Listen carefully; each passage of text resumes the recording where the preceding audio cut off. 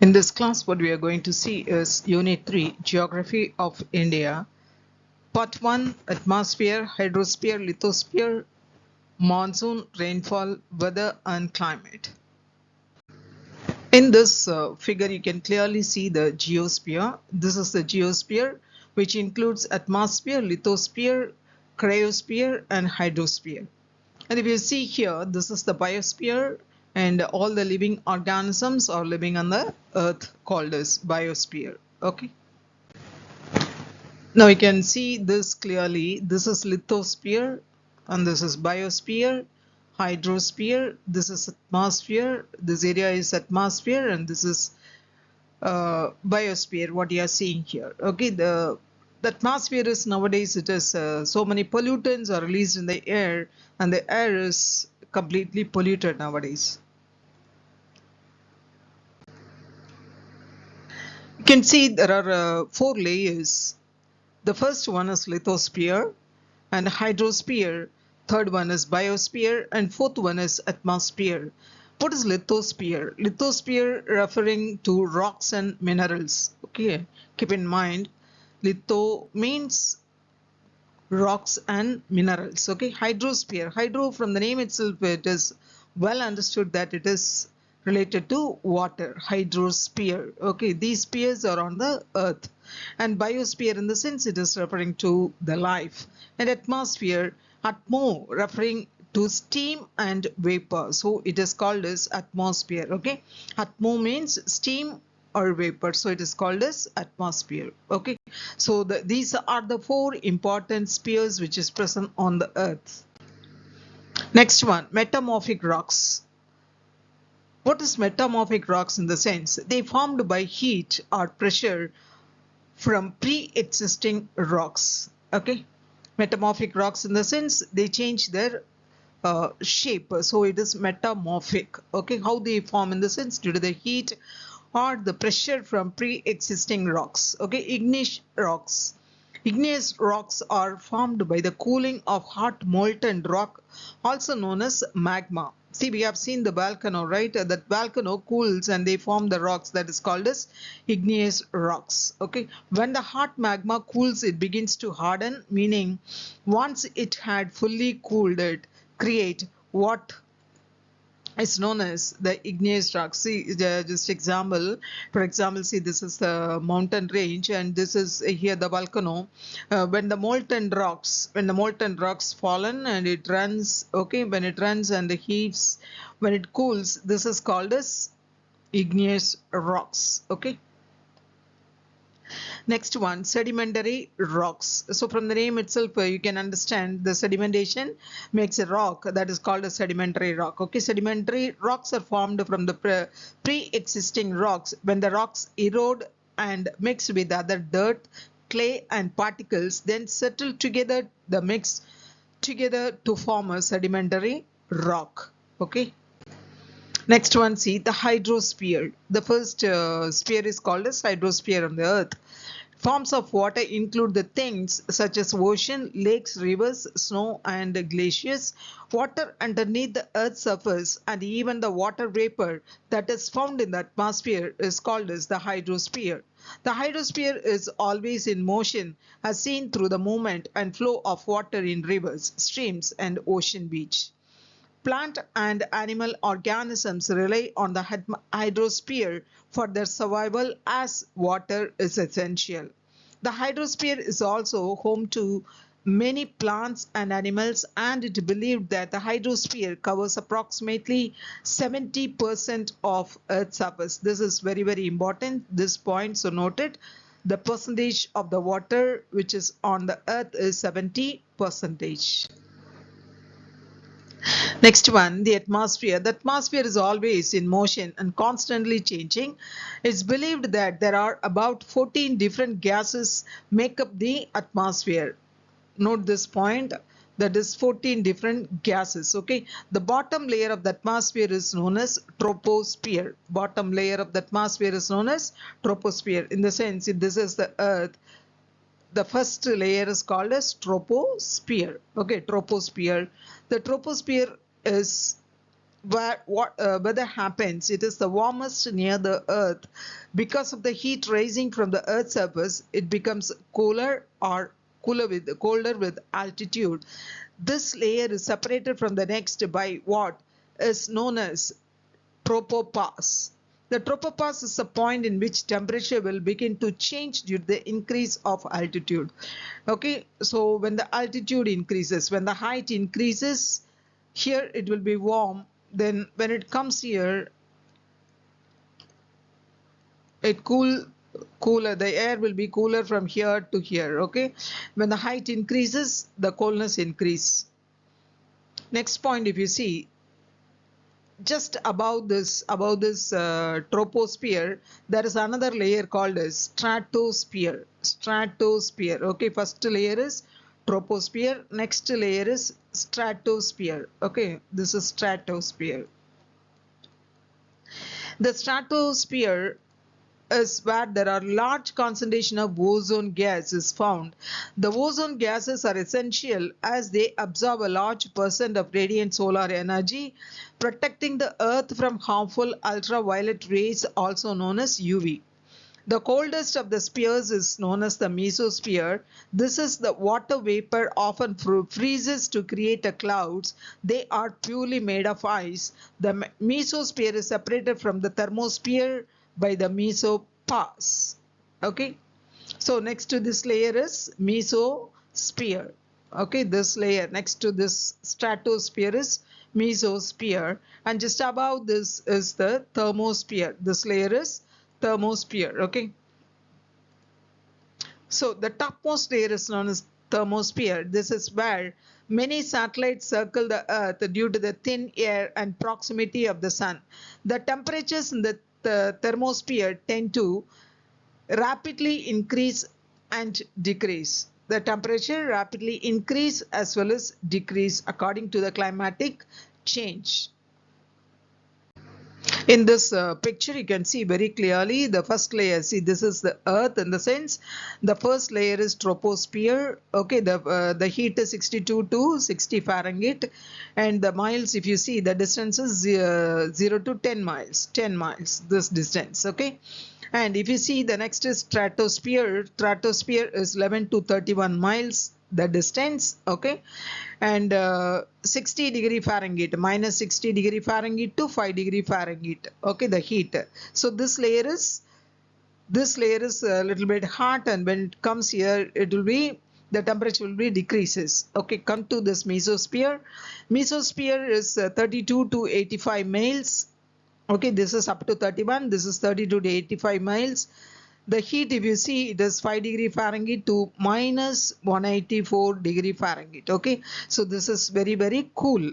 And coming to this thermosphere, it is 86 to 372 miles. The heat, if you see, 184 Fahrenheit to 930 degree Fahrenheit. Okay, this may cool or it may be hot. It depends upon the external temperature. Then exosphere, the last one is exosphere. It is around 650 degree Fahrenheit. It is very heat. Okay, very hot. And if you see the height, it is 601 to 10,000 kilometers. 601 to 10,000 kilometers. So the first one is troposphere, stratosphere, mesosphere, thermosphere, and exosphere. The last sphere is the exosphere. Okay, and the first one is troposphere. There only the climatic changes takes place. The rain, everything we get in this layer only. Okay, and the stratosphere, the ozone layer, it is called as ozone layer.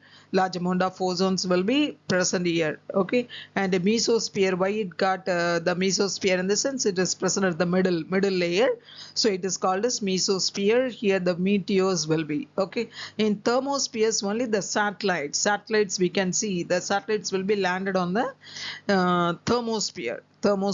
Okay, and then it is the spaceship, everything will be on the exosphere. So the questions arise, how, in the sense where the spaceships will be, in the sense it is exosphere. Okay, the satellites are present in thermosphere. The meteors will be on mesosphere, and the airplane will be on the stratosphere, okay, and hot air balloons will be in the troposphere. So these are the different questions will be asked in the TNPSC, so keep in mind.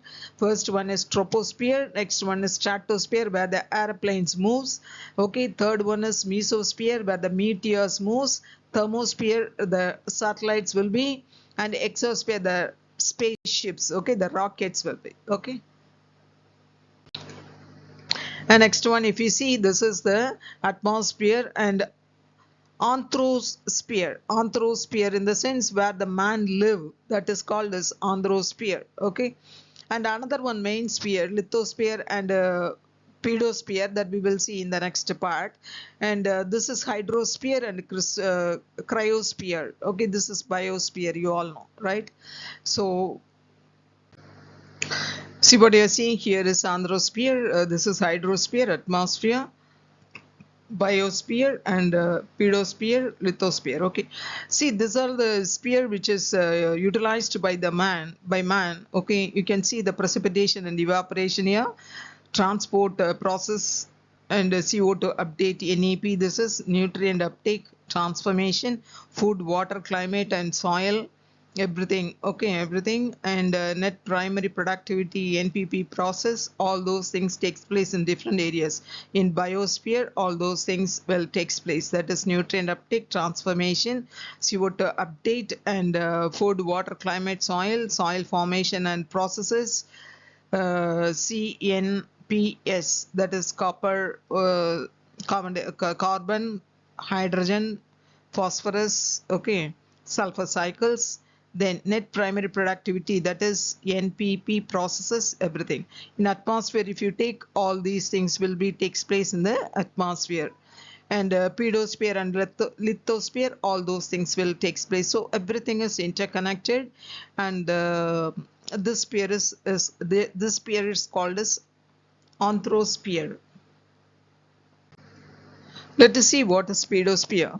The pedosphere is like the skin of Earth, just like our skin. Okay, it also has tiny pores similar to our skin. If soil does not get enough moisture, it dries out, just like our skin. Okay, Earth is blanketed by just centimeters of soil.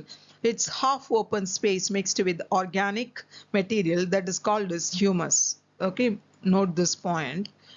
Humus. Okay, humus in the sense soil with the organic mixed material. The pedosphere is tied intimately with the atmosphere, hydrosphere, and biosphere. Which one? The pedosphere. Pedosphere is tied intimately with the atmosphere, hydrosphere, and biosphere. Okay. Let us see the importance of the pedosphere. Here only the food production takes place. That is, in agriculture, plants establish their roots because plants grow in soil. Large-scale food production and farming are possible on the pedosphere. And microorganisms, burrowing animals, bugs and rodents, call the pedosphere their home. The pedosphere also houses bugs, earthworms, bacteria, and fungi. These decomposers are vital in the nutrient cycle because they break down plant litter and animals. Third one, if you see, groundwater filtration. The pedosphere also takes as a filtration system for the groundwater. After it rains, the water fills in tiny pore spaces within rocks and soil. This groundwater is like a sponge soaked in water, which we extract for drinking purpose. Okay, so these are the main three functions it is by the pedosphere. Food production takes place on this layer, microorganisms lives on this layer, and groundwater filtration is taken by this layer only. The healthy pedosphere is good for our environment and climate. Soil acts as a buffer for excess nutrient and heavy metals. In addition, the pedosphere is the largest carbon sink on land. In fact, it holds 3 times more carbon than the atmosphere. Okay, so this point keep in mind, it holds the carbon 3 times more carbon than the atmosphere. Okay, the main risk to the pedosphere are soil degradation, soil erosion, soil fertility. You may commonly see these risks in crop production and tree planting region. Intense agriculture usage removes nitrogen, phosphorus, and potassium from the soil. If you deplete the soil from these key nutrients, it deprives the plant growing. Plant doesn't grow in a proper way. So these nutrients are very, very important, and these nutrients are present in the topsoil only. So if there is soil erosion, then the soil will be taken away, so plant won't grow in a proper way. And overgrazing compact soils and increase the risk of soil erosion. If these types of conditions pursue for a long period of time, they can degrade into the process of desertification. 22% of the total crop land pasture, forest and woodland has been degraded in same way. Overall, degraded soil can lead to issues in food security, ecological health, and biodiversity. Let us see what types of jobs involved in Pedosphere. Soil scientist, pedologist, agronomist, and hydrogeologist work in industries such as agriculture, mining, petroleum, construction, forestry. They focus on issues such as environmental protection, soil fertility, and sustainability. Pedologists gather field data and classify soil types. Each soil type has its own benefits. For example, high organic matter is good for crop production, but if you have soils without organic matter, this is typically good for construction sites. Thanks for watching and subscribing this channel. Very important videos are given in the description box, so you can make use of that and get through this TNPSC exam. Thank you so much.